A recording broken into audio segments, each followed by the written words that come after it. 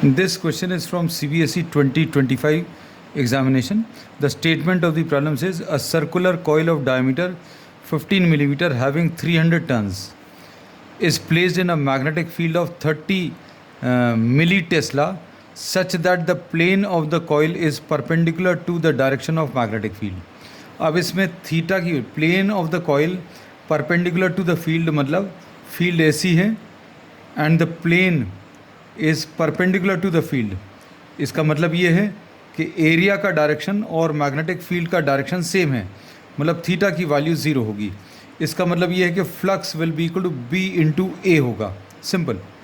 अब इसके बाद इन्होंने बोला the magnetic field is reduced uniformly to zero in 20 milliseconds and again increase uniformly to 30 milliseconds millitesla in 40 milli seconds.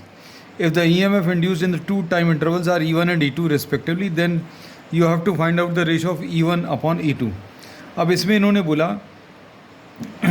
कि diameter दिया है, diameter 15 millimetre, number of turns 300 है और मैग्नेटिक फील्ड B1 की value 30 millitesla है which is reduce to zero and then increase to B2 is equal to 30 milli Tesla.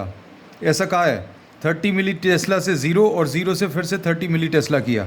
लेकिन ये B1 से ज़ीरो आने में टाइम इन्होंने बोला स्टार्टिंग में 20 मिली सेकेंड से बाद में 40 milliseconds. You have to find out the ratio of induced EMF. तो इंड्यूस्ड EMF का formula is -n del phi by del t.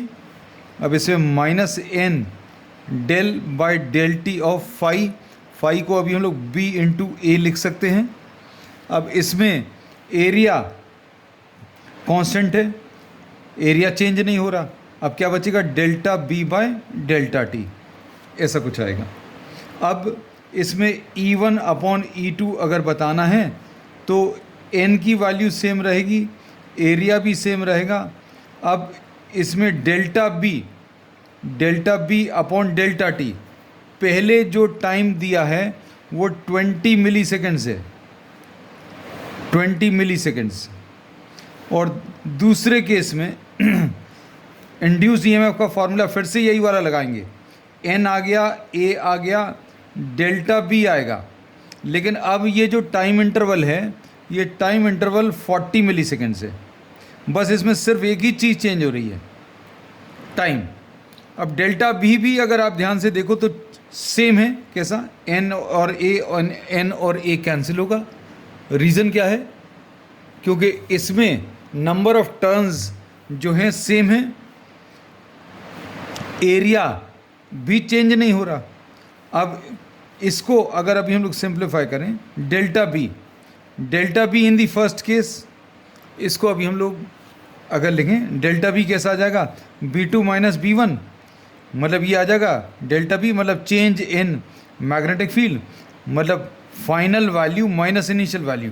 क्योंकि स्टार्टिंग में 30 से ज़ीरो डिक्रीज़ हो रहा है, तो final value zero minus 30 divided by time is 20 upon. Second case में क्या हुआ? सेकेंड पार्ट में 0 से 30, फिर से अभी हम लोग बोलेंगे final value minus initial value, 30 minus 0 and divided by time is 40. अब इसमें अगर आप ध्यान से देखें तो ये दोनों सेम हैं. हम लोगों को सिर्फ मैग्नीट्यूड से मतलब है, चेंज इन मैग्नेटिक फील्ड का मैग्नीट्यूड. तो ये 0 माइनस 30 और 30 माइनस 0 सेम होगा, मतलब आंसर इसका 40 डिवाइडेड बाय 20 आएगा which is 2 divided by 1. So the answer to this question is C part.